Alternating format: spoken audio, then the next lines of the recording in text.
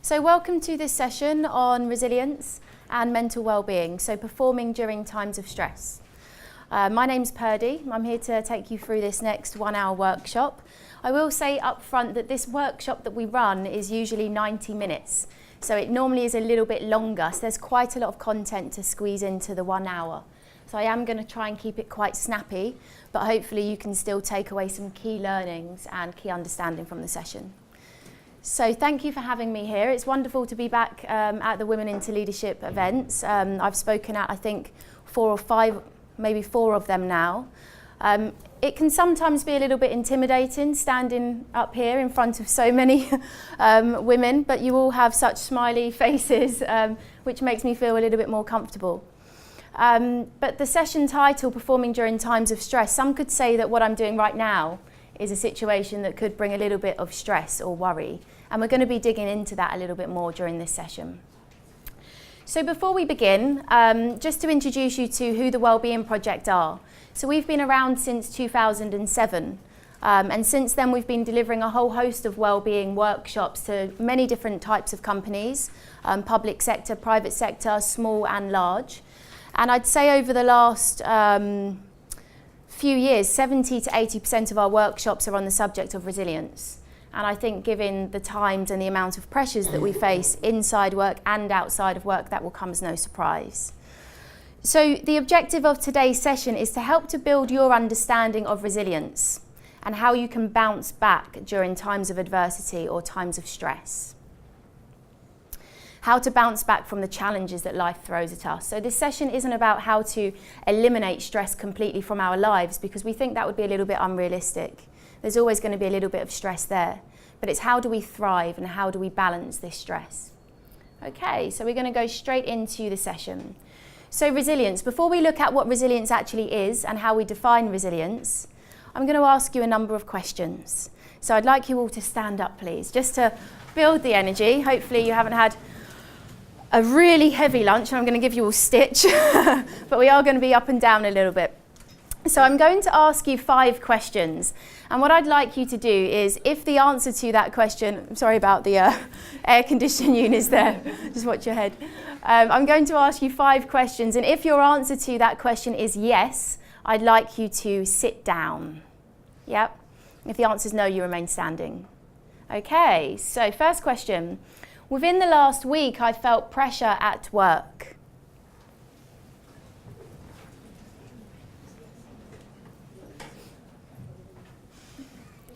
Within the last week, I felt pressure at home.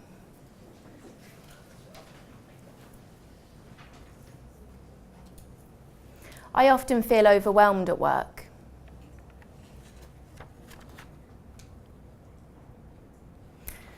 I have snapped at someone at work when I have felt under pressure.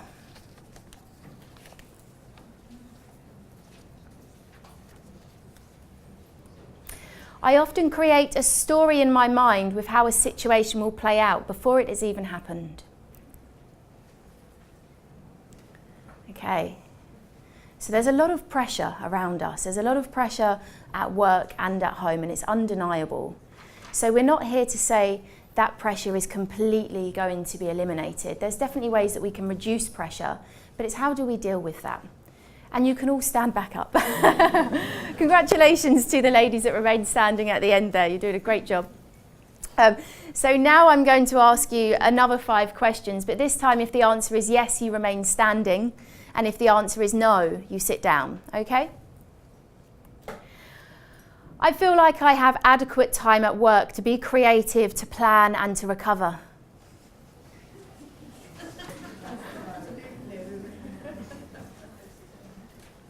I want to work where you're all working.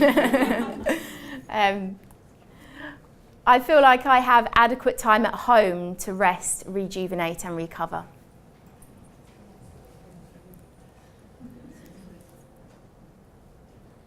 I've stuck to my New Year's resolution. You might not have set one. That's fine also. Okay, you can all sit back down. Thank you so much. So the idea of that really short exercise was just to give this understanding that we are all faced with pressure. It is all around us. We're not just employees. We're not just expected to turn up and perform at work. we're also expected to perform at home as well. We wear many hats. Some of us are mothers, some of us are carers, some of us are managers, some of us are leaders. Some of us are just trying to make our way in the world and really just achieve. There's many pressures around us. So we're going to look into resilience, and resilience being the ability to recover quickly or bounce back from difficulties and setbacks. So this is the definition in that big, deep blue bubble in the centre of the screen here. So resilience is this quality that when we find ourselves under pressure and under stress, we can become stretched, but then we bounce back quickly. We reform back to our original shape. So you might visualise this as one of those slinkies that you may have had as a child, these spring things. You can place them at the top of the stairs and it works its way down. With a slinky, you can stretch it really, really far. But then when you release, it bounces back, and it's almost like a spring. So these kind of objects, they bounce back. And that's what we're looking for in resilience. If we look to the bottom of this fulcrum, so genes and coping skills, for many of us, we're actually fortunate enough to be born with higher levels of resilience than others. And if that's us, then our genes can turn on different circuits in our minds that stimulates chemical responses and determines how we respond to certain situations. So maybe something will happen and we'll find a situation quite stressful, but somebody next to us might look at that situation and think, well, it's a walk in the park, it's fine. And that can be down to our genes. However, it's not just down to our genes. We've found now, and through science and through many, many studies, that resilience is a learnable skill. There's also things throughout our lives that impact how resilient we are. So we may find ourselves more towards the left, where we've had certain negative experiences throughout our lives. And these can be experiences from as early as our childhood, how we were brought up, how we were raised, the interactions that we've had with our parents, certain relationships around us, the way that we're treated at work. So all of these experiences, if they have been quite negative, then that can lead to negative outcomes and it can impact our resilience. Likewise, we can have positive experiences throughout our childhood. We can create meaningful relationships. Resilience is bolstered by good health through good relationships, and we can create a stronger sense of resilience. So what does this mean? What happens if we were born with lower levels of resilience and we've had quite a few negative situations in our life? Does that mean we can't bounce back? Absolutely not. So I did mention that resilience is a learnable skill. So there's good news for all of us. It's something that we can adopt. It's something that we can learn and put into practice. But just like any skill, it does take time. So resilience is one of those things that it's not something we learn and then we apply and then all of a sudden we're resilient and we can deal with all of the stresses that life throws at us. It's something that we need to practice, practice and practice in order to change the way that our mind works. So we're going to look at how the mind works a little bit in this session, but I'm also going to give you 3 takeaway techniques which you can apply into your context. Okay. So resilience is about bounce back ability, and there are many references to resilience over time. Some of these you may recognise. Nelson Mandela talks about rising every time you fall. So it's not about not falling, it's about how we rise. Charles Darwin talks about not being the most intelligent of the species, but how we respond to change. Whether we look at change as a negative thing or whether we look at change as something full of opportunity. And then probably the most favourite of all of them is Rocky Balboa. It ain't how hard you get hit, or it ain't how hard you hit, it's about how hard you can get hit and keep moving forwards nonetheless. So we see resilience isn't about eliminating all of these stresses, it's about bouncing back. So at this point in the session, we find it really useful to introduce how the brain looks at certain information. So really all of our brains are pretty much the same. So we know now through science that our brains are plastic. It's this term neuroplasticity, which means that our brains are forever changing. The structures are changing, neurons are connecting and they're reconnecting. It means that through practice we can change the neural pathways in our brain. So it might be that we always approach a situation a little bit negatively, but through practice we can change the brain's default position. Now when the brain looks at a stressor, an adversity or a certain situation out there, it looks at this thing as either a threat or a reward. It's that simple. It looks at things in 2 terms, threat or reward. If the brain looks at this thing as a threat, then it uses up the oxygen and the glucose supplies and diverts blood away from the parts of the brain that we need most. So when we're faced with stress, we really need this prefrontal cortex of the brain that helps us with analytical thinking, with problem solving, with also memory.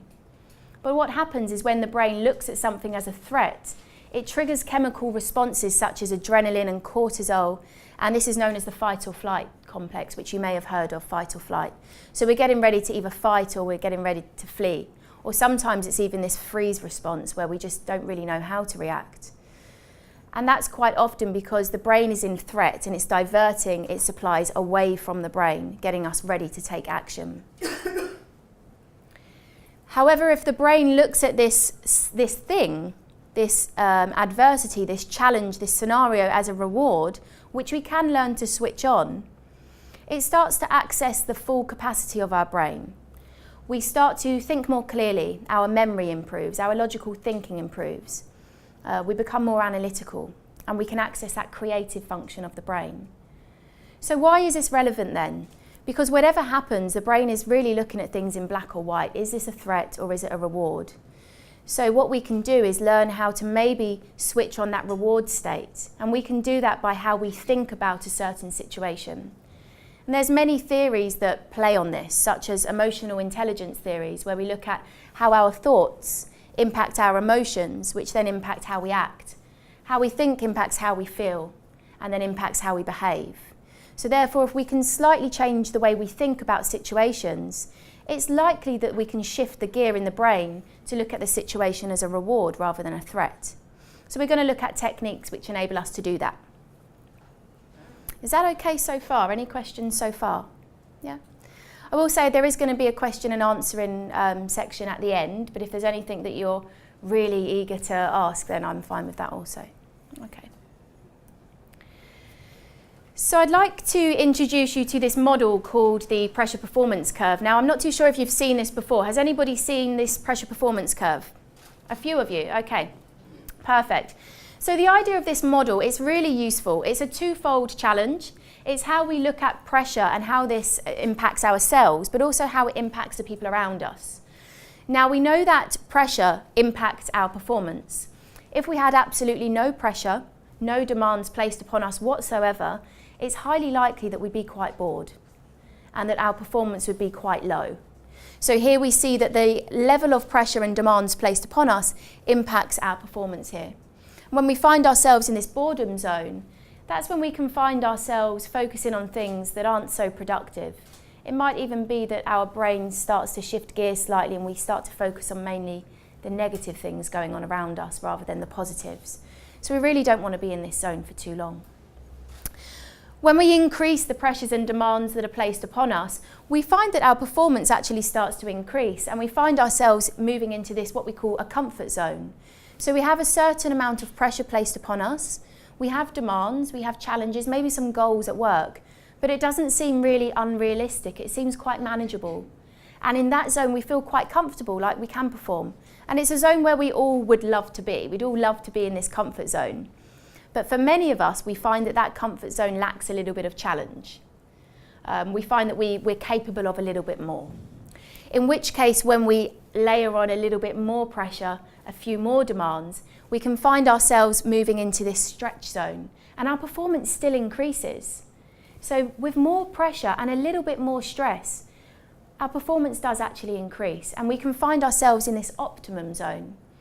And the optimum zone here I'm talking about is between comfort and stretch, and that's the perfect balance there. So what I'm asking you to think now as I talk through this is, what puts me in these zones? What puts me in the boredom zone? And can I identify when I've been in that zone before? Can I identify when I've been in that comfort zone? And how about stretch? Or how about when I've been in the stretch zone for too long? And what happens when we're in the stretch zone for too long is we can find ourselves moving into strain. And our performance might be at its all-time high, but we can only maintain working at 100%, 100 miles an hour, 100% of the time. And it's not really realistic, is it? Like any engine needs to kind of switch off and recalibrate. Batteries need to recharge. Engines burn out if they keep going at 100 miles an hour.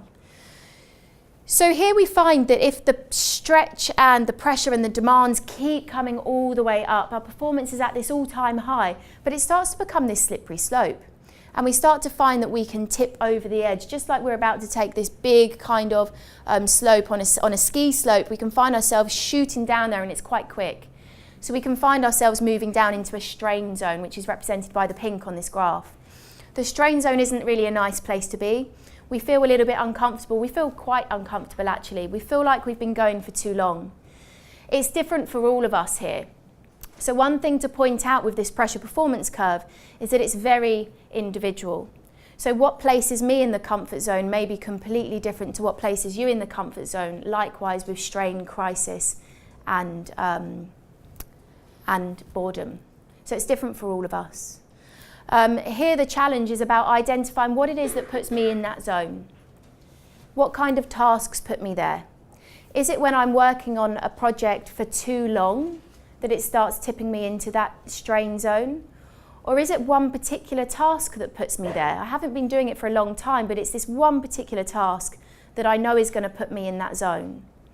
Or is it that I've been working in the comfort zone for a long period of time? So it's very different for all of us. So what I'd like for you to do here is to have a little think about using your handouts, which you'll find on your chair. I'd like you to have a little look at that pressure performance curve and have a little think about what symptoms do you see that might signal the onset of strain or crisis. So what is it that might put you in that strain or crisis zone? And the reason I'm asking this question is because once we become aware of these things, we become closer to ourselves. We start to understand what's going on for us, and we notice it in the moment. Quite often our body and our mind gives us early warning signs, but we're a little bit out of touch and we're constantly go, go, go, that we miss them along the way. So here we're reflecting a little bit. So just a couple of minutes there. Yeah, no worries.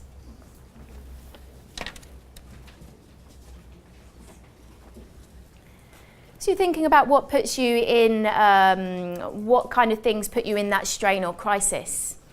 But then also, what can you do to minimise stress and optimise performance? So you might want to think about a team that you work in. So if it's just you working on your own, or maybe you work in a team, is there certain tasks that you think might place your team in that strain zone? Or is there a way that we can maybe balance between the comfort and the stretch? So it's just starting to think a little bit bigger picture in this exercise.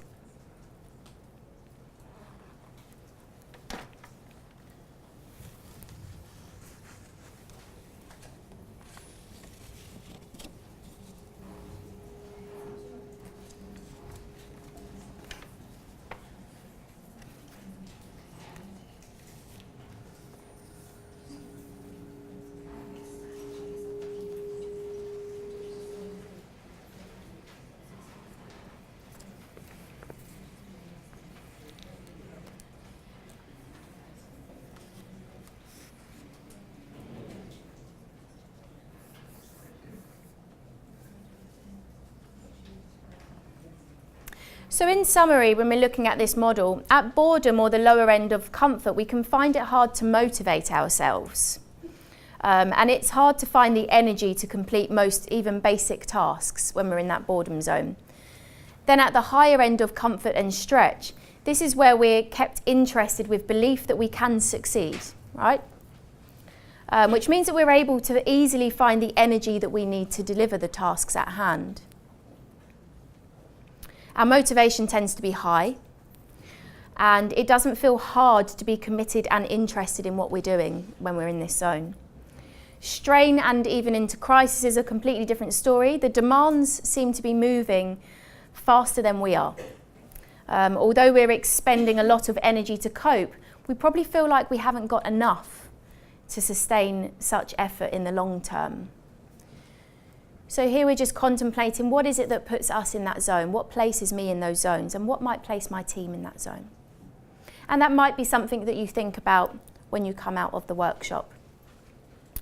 So we're going to move on. So when we think of the markers which might tell us where we are in the pressure performance curve, they're often linked to our mood and how we feel within ourselves. And mood is a mental health determinant.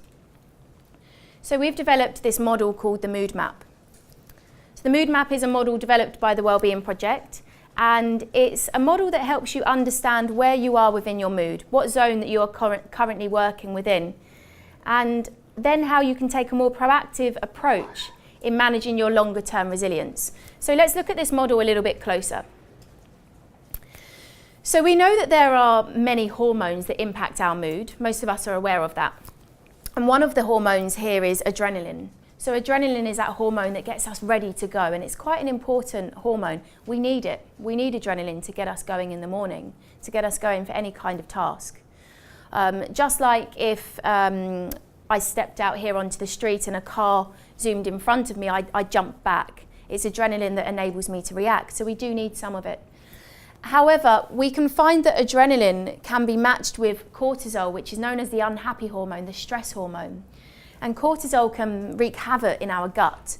So sometimes when we find that we're really stressed, we can find ourselves experiencing things like stomach ulcers and things like that, or anxiety or a bad stomach. So when we're looking at the stress zone, we're looking at emotions and moods that you might be facing in a certain moment, such as short-tempered.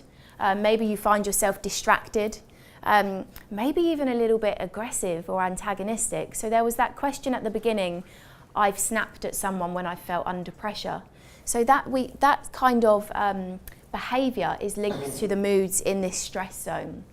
So the stress zone is a really unhealthy mix between adrenaline and cortisol. It's high energy, but it's not necessarily positive energy. Here we can find ourselves exhibiting really negative behaviours. So if we find our mood is constantly in this place, very rarely are we focused on the tasks at hand and getting them done in a solution-orientated mode. Sometimes we're stuck in problem mode. And we may even start to see problems around the outside, so we start to gossip more, or to talk about the negative things happening within the business. Or when we come into work, we complain about our partners a lot. So we can find ourselves exhibiting some of these negative behaviours. It's hard to remain positive relationships in this zone, and it can be really unproductive. So have a little think about what is it that puts you in this zone. In your handout, there is a little mood map on there, and you might want to just, as we're going through this exercise, write down a couple of words or a couple of people, dare I say it, or tasks that might place you in that zone. You might want to call them person X. But here it's just understanding what is it that puts us in these different zones. Once we start to develop awareness of these things, then maybe we can start to reduce them or change them. Yeah.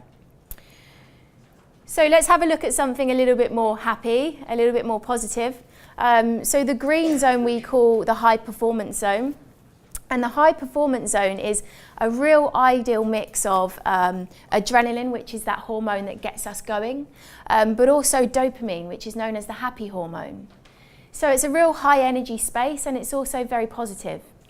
And here we can find ourselves with high positive energy. We're very much in flow, we're focused, we're motivated.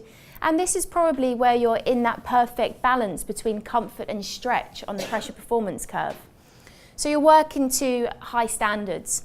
You're a positive influence on people around you. We know that our mood can sometimes impact the mood of others around us. Sometimes when that really positive person comes in, they can really lift our energy. Highly productive and efficient in this space. And we can experience in moods such as efficiency. We're very focused, we're very driven, we're very energized, and we're very engaged. So what is it that puts you in this zone? Might it be clear expectations and guidance, or maybe feedback? What is it that puts you in this zone? And how often are you in this zone?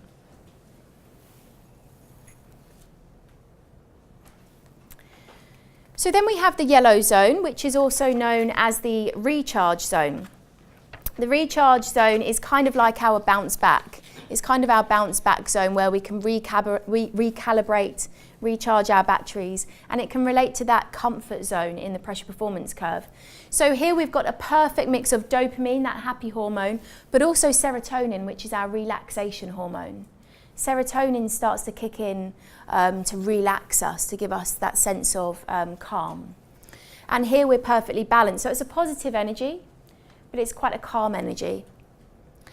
We feel positive, calm, relaxed. It's very reflective. It's a reflective space. We're our most creative and solution orientated here in this zone. It might be experienced when we spend time alone or with our friends and family. And we feel very mentally productive here. So what is it that puts you into this zone?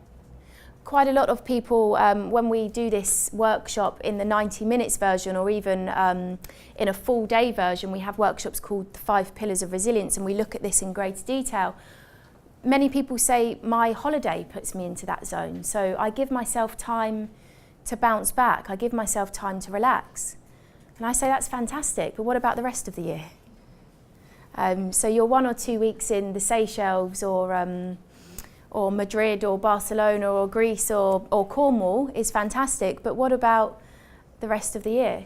What do you do on a daily basis to bring yourself back into the yellow zone? The yellow zone is a place where we'd all love to be, and we'd all love to spend the majority of our time there. Well, in fact, we'd love to spend the majority of our time in that high performance zone, but we definitely like some comfort and relaxation. But realistically, we are going to move through all 4 zones throughout our day, throughout our life, and that's okay as well. So the final zone, which is the place that none of us really like to be honest, we don't like to spend too much time here. So in this zone, it's an unhealthy level of cortisol, that stress hormone again, and that serotonin, that relaxation. So in this zone, the energy is quite low. It's low energy, and it's also quite a dull energy. We can't really pick ourselves up to do much at all. It's very low, negative. We can find ourselves feeling quite anxious here, maybe even isolated. When we find ourselves in this zone, we start to shut ourselves off from people. We don't really want to talk to people, and sometimes we can withdraw completely. We can find ourselves quite emotional in this zone, having some outbursts. It's quite negative. We can have a negative impression on other people around us, and it can be extremely unproductive. It can also lead to things like depression and poor mental health. So this is a zone that we will find ourselves in at certain times. There'll be certain life circumstances that put us here. There'll be certain times of the year that put us here, times of the month that put us here, times of the day that put us here.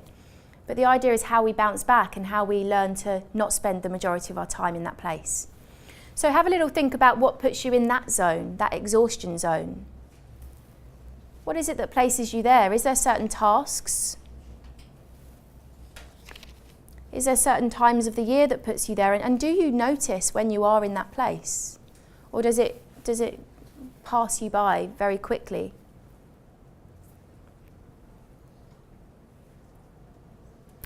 So the zone that we all really want to be in is this high green, this high performance zone. And when we're operating from this zone, we feel energized, productive, engaged, and we're generally performing at our best. So what puts you in those 4 zones, and what percentage of the time do you spend in those zones? So have a little think about what percentage of your time do you spend in those 4 quadrants? Think about an average day.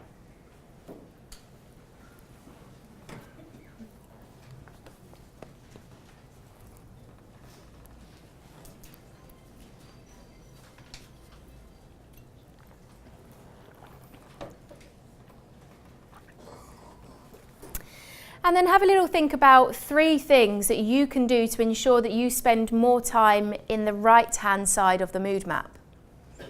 So what 3 things can you do to make sure that you spend more time in the green or the yellow?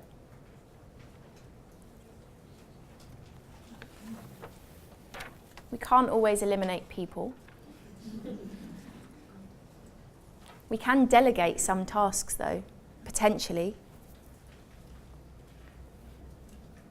Some things that place us in the yellow might be even taking a break away from the desk and actually taking our lunch break. Some of us rarely do that. So actually committing to taking the lunch break every day, that might put you in the yellow. Or it might be that reading your book places you in the yellow, and maybe you can spend half an hour reading your book in your lunch break. Maybe that allows you that recalibration. So it's starting to develop a bigger picture here of what is it that places me in the yellow and what is it that places me in the green. And what we start to find here is that the more time we spend in the yellow, we can easily start to access the green. So really we do spend our time across all 4 zones, as I mentioned. So we are going to spend about 5% of our time in that exhaustion zone, ideally only 5. We may spend about 10% of our time in the red, in the stress zone. But when we come to the right-hand side of the mood map, we really want to spend 35% roughly thereabouts in that yellow zone, that recover, that bounce back, so that then we can access and we can move up into that green zone, so that we spend 50% of our time there. So how much more can you do in the yellow? How can you bring a little bit more relaxation, a little bit more calm to your mind? Once we start to actually think about this and actually make a change and think, okay, well, I spend quite a lot of the time in red at the moment, so what can I do to get over to the right-hand side? And we actually start practicing it. We start to shift the mindset, and the mind starts to look at things as more of a reward rather than threat. So when we go back to that threat or reward response, we start to look at things more as a reward.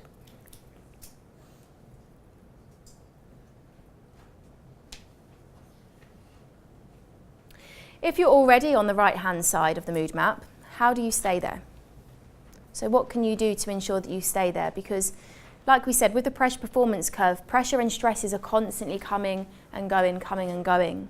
And it might be that something builds, builds and builds, and then we find ourselves at the top of that slippery slope. Okay, so we're going to move on to something which we call red or grey thinking. So when we look at the mood map and we look at that exhaustion zone or that stress zone, there's certain thoughts that can run through our minds which can attribute to these zones. So all or nothing thinking, catastrophizing, fortune telling. So when something's happening, a stressful situation, an adversity, a challenge, do you find that you default to some of these? Some of us have favourites. Personal favourites which we're constantly coming in and out of. Labelling yourself and others, so I'm useless or he's just a bully. Mental filtering, so this is where we're biased by our own beliefs. Or it could be making demands like I should have done this, he should have done that, or you ought to do this. Low tolerance. So low tolerance here is about believing the tolerable is intolerable. And all or nothing thinking, so it's very black or white. So here it's about when we're moving, when we're looking at our moods and we're trying to capture our moods and become more aware of them, can we also capture some red or grey thinking that's taking place in our minds? And we all have this thing that we like to refer to at the Wellbeing Project called a SID. And a SID stands for a silent internal dialogue. So it's this constant chatter, monkey mind that's telling us things that are usually unhelpful stories about a situation and normally very demotivating. So it's capturing which ones do you have. Now, we're going to shift into solution-orientated thinking now. So we're going to look at something which we call mood interrupters. So there are 3 that we're going to walk you through today in this session. We don't have time to go through all 3 in great detail today, however they are in your handouts. But we are going to spend a little bit of time on the first one. So the first one is known as the ABCD of resilient thinking. Now the A here stands for the adversity. So here we're looking at breaking down a challenge that we have. So we're looking at an adversity, a challenge that I'm facing. So I'll give you an example. My previous role before coming to the Wellbeing Project was as a HR manager. And in that role, I was tasked with rolling out a new benefits plan to the organisation. Now I had to do all of my research, had to look at my competitors, had to look at what benefits were on the market to come up with a proposal. And then I had to present that proposal to the senior leadership team to get some budget to actually roll it out. So my adversity in this situation isn't the work that I've been doing, it's that presentation. So at this point I'm having to get their buy-in, and my adversity, my challenge is the presentation. Now I'm going to jump over to C. So C here stands for consequences. And it's how we are acting or behaving in relation to this adversity or this challenge. So what action am I taking? So I'm thinking about this presentation. The presentation is about to commence. I'm getting really nervous. I'm starting to act irrationally. I'm starting to fidget a little bit. I've just snapped at my colleague. On the mood map, I'm probably in that top red. I'm feeling quite stressed. I'm feeling quite agitated. And I'm probably catastrophizing a little bit. I've got some thinking traps, that red or grey thinking. I'm thinking, well, they're going to hate it.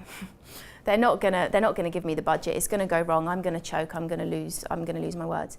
Quite often when we're faced with an adversity, we think about the negative rather than the positive. It's kind of like our default position. And it's not our fault. It's happened over time because we've had to protect ourselves. And things have got incredibly stressful and pressurised over the last 10, 20 years. So it has become a little bit of a default. I'm going to go to B now. I'm going to think about, well, okay, what are my beliefs and thoughts and worries about this adversity? And what's the story that I'm telling myself about it? So the story that I'm telling myself is that, as I said, they're not going to like it. They're not going to like what I've proposed. I'm not going to do well. It's going to go wrong. It's going to go horribly wrong. All of this works. I'm going to fail and the employees aren't going to benefit. So there's these stories, and what we can see here is that what we tell ourselves in B really relates to how we act in C. And this really marries up to these emotional intelligence theories where our thoughts impact our feelings, our moods, and then impact our behaviours and how we act. So here it's about developing this equanimity in our mind, this equanimous state where we notice what's coming and going in our minds. It's related to mindfulness, right? We notice what's coming and going, we become aware of these things, and we start to challenge them. So when I look at B, I'm noticing that I'm telling myself an unhelpful story. And I'm also noticing that there's a thinking error, there's a thinking trap, a red or grey thinking, that's also known as cognitive distortions in its correct term. So I'm going to start disputing that, and I'm going to introduce A, B, C, D to the model. So I'm going to challenge it. So is there actually any evidence to support that unhelpful belief? Well, in fact, there's probably not, because it's the leadership team that asked me to come up with this proposal in the first place and that wanted to change the benefits for the workforce. They're very invested in this. So they're keen to hear what I have to say. They're keen to see my research. Is there evidence to contradict this thought or belief? And what usefulness, what's the usefulness of this thought? Is it helping me? Is it motivating me? And if we ask ourselves these questions in that moment, then we can start to challenge this unhelpful thinking and maybe even create a different story in our mind. Maybe a more positive one that changes the mindset from a threat response to a reward state. So at the moment, my mind is very much in threat. I've got high adrenaline, I've got high cortisol. My mind is seeing this situation as danger. It's not. I'm sitting in front of people that I work with and have worked with for many times, for a long period of time.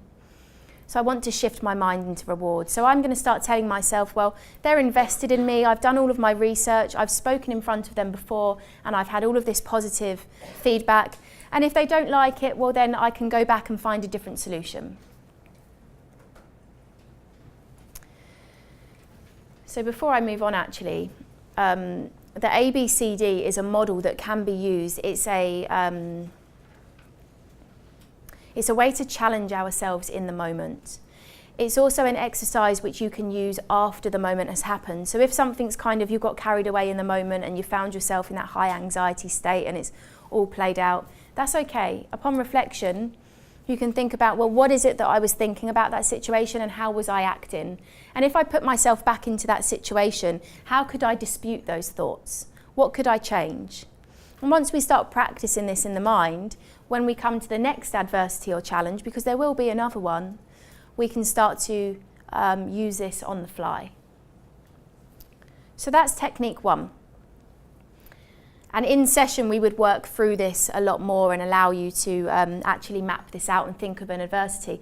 And that's actually something that I encourage you to do after the session, to actually think about some form of adversity or challenge that you've experienced over the last week, some form of pressure, and see if you can map this out and see how your thinking towards that challenge starts to change. So the second mood interrupter is called knowing your 3 R's, and the 3 R's here relate to relax, relationships and recharge. So relaxation is about what are the things that I can do? What are the things that I can do to actually switch gear and relax? How can I develop greater relationships with the people around me? So it's a common myth that the most resilient people are lone warriors, lone rangers who just constantly working on their own. They're very hugely independent. In fact, it's the opposite. The most resilient people are the ones who know who are within their support network. And they're humble enough to say, I need some help, or I'm struggling. And they also understand that these relationships work two-way, and they're built on open communication and trust. And Stephen Covey actually wrote about this a little bit in his 7 Habits of Highly Effective People. And he speaks about the emotional bank account. So it's how you can make investments into these relationships to build up your trust fund. But sometimes we make deposits without even realising it. There's things that we're doing that's depositing from that bank account and the trust is reducing. So what 3 things can we do to improve our relationships around us? And the final R, the third R, is recharge. Now this is a little bit different to relax. It can sometimes be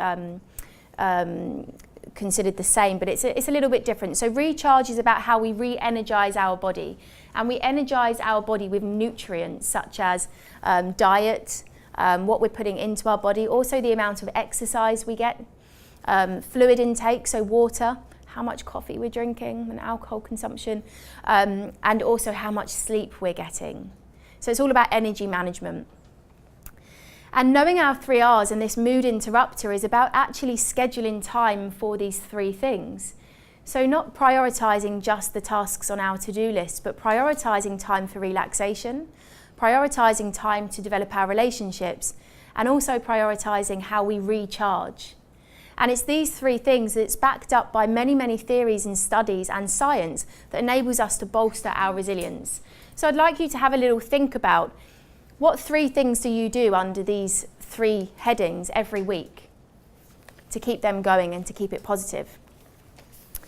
And in your handout, you'll see this little circle, and what you can do is maybe list 3 things that you do around each of these points.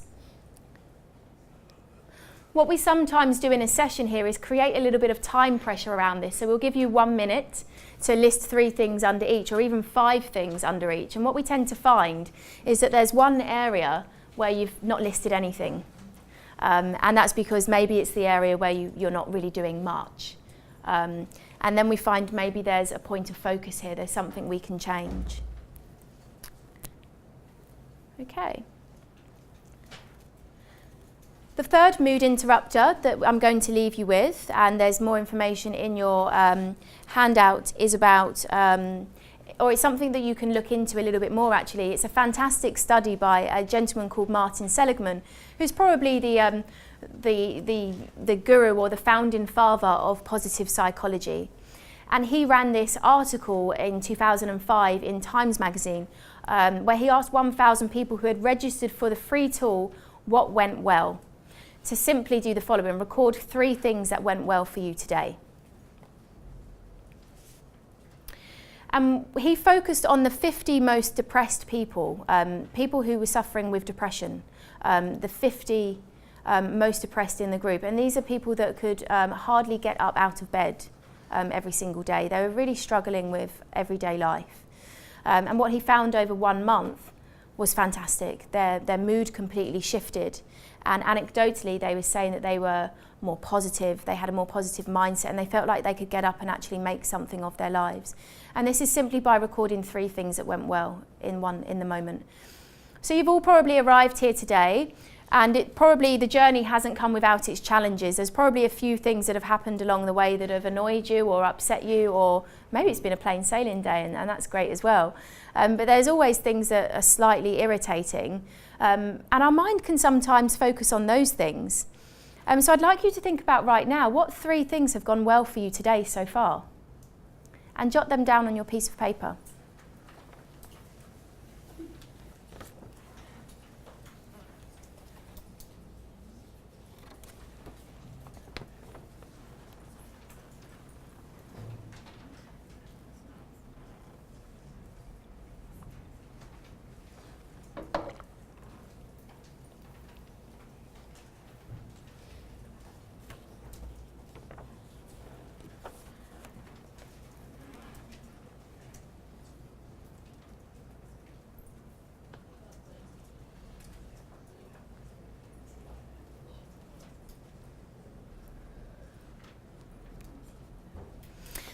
When we start to adopt this attitude of gratitude, we start to trigger that reward state in our mind. And over time, because we know that our minds are plastic and we have this neuroplasticity, we can change, we can change the course of our minds so that before a negative situation or a challenge even arises, we approach that thing with a positive mindset rather than a negative bias. And this can be generated through what went well and this attitude of gratitude.